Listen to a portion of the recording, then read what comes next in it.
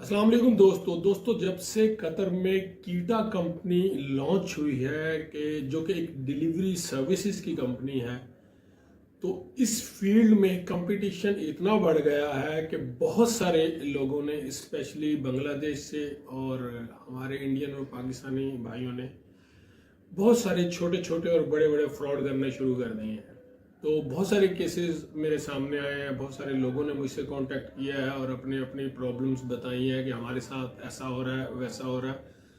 तो वो सारी चीज़ें जो आज मैंने इंफॉर्मेशन कलेक्ट की है वो आप सब दोस्तों से शेयर करना चाहता हूं, ताकि जो भी डिलीवरी सर्विसेज की फील्ड में आ रहे हैं उनको सारी बातें पता हो पहले से। तो दोस्तों, अपने आप को अगर आपने किसी भी फ्रॉड या धोखे से बचाना है तो इस वीडियो को आपने पूरा देखना है और चैनल को सब्सक्राइब कर लें, वीडियो को लाइक कर लें, दोस्तों के साथ शेयर कर लें।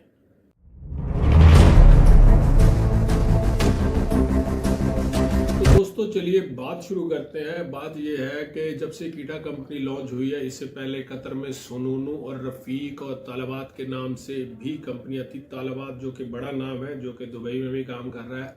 कीटा कंपनी के आने के बाद कीटा वालों ने इतनी इन्वेस्टमेंट कर दी और इतनी बड़ी बड़ी ऑफर्स दे दी सिर्फ मार्केट को कैप्चर करने के लिए कि बहुत सारे लोगों ने ना छोटी छोटी कंपनियां बना ली।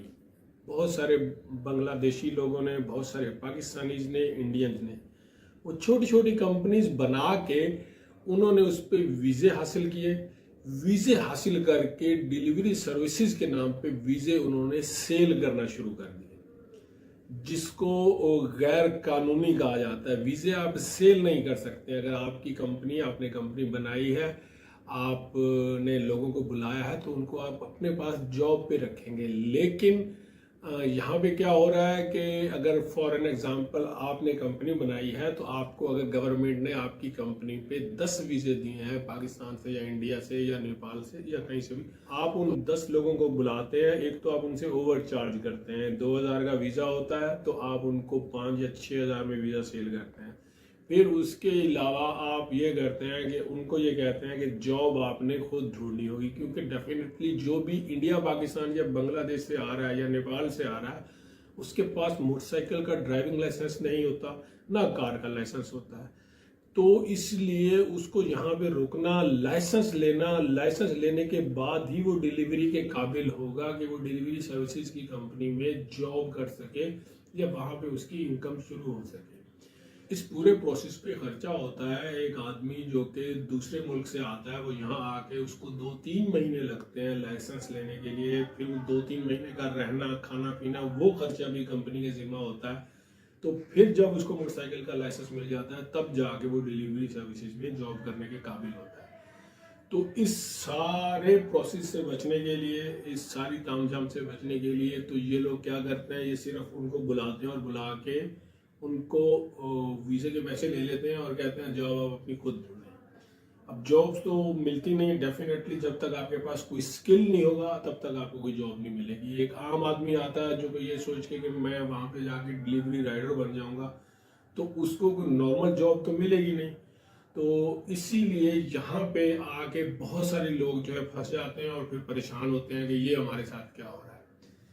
दोस्तों, बहुत मुश्किल से हम आपके लिए एक ट्रू इन्फॉर्मेशन जो है ना वो इकट्ठी करके लाते हैं, फिर वीडियो बनाते हैं और आप तक पहुंचाते हैं। पर 80% लोग, मैं ये देख रहा होता हूँ, बल्कि 80 भी नहीं, शायद 88% लोग हैं जो कि सिर्फ वीडियोस देखते हैं, सब्सक्राइब नहीं करते। तो अगर आप सब्सक्राइब नहीं करेंगे तो डेफिनेटली हमें ये मोटिवेशन नहीं आएगी कि हम आपके लिए वीडियोस बनाएं और इस तरह की इन्फॉर्मेशन आपके लिए लेकर आए। तो दोस्तों, चैनल को सब्सक्राइब करें, सपोर्ट करें। अब इसी चीज़ का एक दूसरा पहलू भी है जो कि अच्छा पहलू है। अच्छा पहलू ये है कि बहुत सारी कंपनीज हैं जो लोगों ने बनाई हैं, वो बना के वो ये चाहते हैं कि वो अपनी कंपनी में डिलीवरी सर्विसेज, राइडर्स और इन लोगों को भर्ती करें और भर्ती करके तालिबात या कीटा या बड़ी कंपनीज के साथ लिस्ट कर दें। और फिर इसी तरह वो जो राइडर होगा वो भी पैसे कमाएगा और वो कंपनी को भी कुछ प्रॉफिट मिलेगा। पर उसमें ये होता है कि सेम जो मैंने प्रोसेस बताया है कि अगर तो बंदा पाकिस्तान इंडिया से आ रहा है तो उसको यहाँ पे रहना पड़ेगा और फिर लाइसेंस लेने के बाद वो इस काबिल होगा। दूसरा, जिसने कंपनी बनाई है उसको मोटरसाइकिल लेना पड़ेगा और मोटरसाइकिल की इन्वेस्टमेंट है, उसके बाद ऑफिस रेंट और वो सारी चीज़ें हैं, वो सब करके उसको भी ये सारा खर्चा मंथली बेस पे करना पड़ेगा। तो जो आदमी कंपनी चलाना चाह रहा है तो उसके पास ये सारे चीज़ों को पूरा करना होता है, सारी चीज़ों को करना। अब वो क्या करता है कि उसके पास पैसे नहीं होते, उसने भी इन्वेस्टमेंट की होती है, कभी पैसे कम कभी ज़्यादा, मोटरसाइकिल लेनी है तो वो भी राइडर से ओवर चार्ज कर लेता है।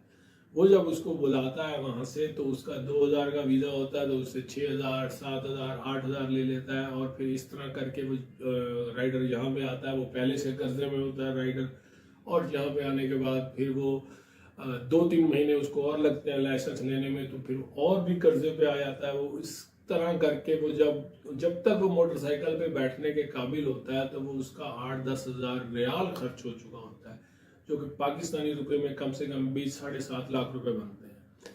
तो इतना पैसा जब उसका खर्च हो चुका होता है तो फिर जाके वो मोटरसाइकिल का राइडर या लाइसेंस बन पाता है। अगर वो ड्राइविंग लाइसेंस कार का लेने जा रहा है फिर तो और भी खर्चा होता है, क्योंकि मोटरसाइकिल का जो लाइसेंस है वो आपको 1500 रियाल तक में मिल जाता है, 1100-1200 तक मिल जाता है। मगर कार का जो लाइसेंस है वो 4000 रियाल के करीब जाके आपका खर्चा होता है, वो भी तब अगर आप फेल ना हो और अच्छे से सारे टेस्ट पास करते हैं। तो इतना खर्चा करने के बाद 3 महीने यहाँ पे फारिग बैठने के बाद जब उसको मोटरसाइकिल का लाइसेंस मिलता है तब जाके वो अर्निंग के काबिल होता है। तब तक जिस कंपनी ने उसको बुलाया है, वो चाहे बंगाली ने बनाई है, इंडियन ने बनाई है या पाकिस्तानी ने, उस कंपनी का क्या बन रहा है, वो कंपनी चल रही है, अच्छा चल रही है, बुरी चल रही है, तो वो 3 महीने तक सिचुएशंस क्या रहती हैं वो भी उसकी किस्मत पे डिपेंड करता है। अगर कंपनी सही नहीं चल रही, अगर वो बंगाली ओनर या इंडियन पाकिस्तानी ओनर उसको चलाने में नाकाम हो गया, तब इतना पैसा लगा अगर आप फिर यहाँ होते हैं और फंस जाते हैं, फिर आप ट्रांसफ़र के लिए कोशिश करते हैं और फिर किसी दूसरी कंपनी में ट्रांसफ़र लेते हैं तो उसका भी मतलब खर्चा होता है। और अगर आप किसी दूसरी कंपनी में जब ट्रांसफ़र ले जाते हैं तो 2000 या 2200 के करीब उसका भी खर्चा है। तो वो तो समटाइम ये है कि अगर अच्छी कंपनी है तो वो खर्चा खुद करती है, क्योंकि आपके पास लाइसेंस अगर है। अगर लाइसेंस नहीं है तो डेफिनेटली फिर तो आप किसी काम के नहीं है ना। तो ये सारी मुश्किलात हैं इस राइडर और डिलीवरी इंडस्ट्री में।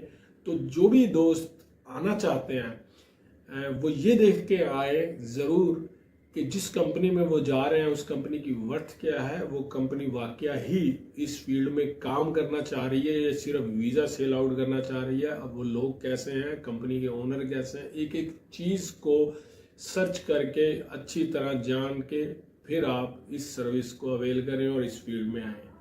तो उम्मीद करता हूँ आज की वीडियो से आपको काफ़ी इन्फॉर्मेशन मिली होगी। तो मिलता हूँ फिर ऐसी किसी अगली वीडियो में, तब तक के लिए इजाज़त दे दें। अल्लाह हाफिज़।